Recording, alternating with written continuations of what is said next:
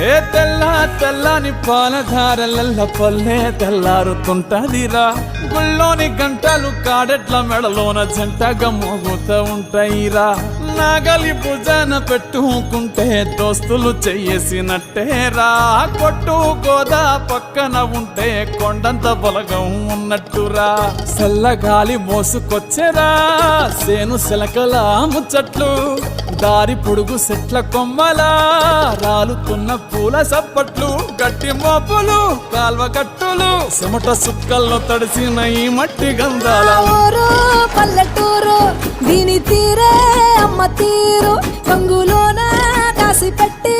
కొడుకుకిచ్చే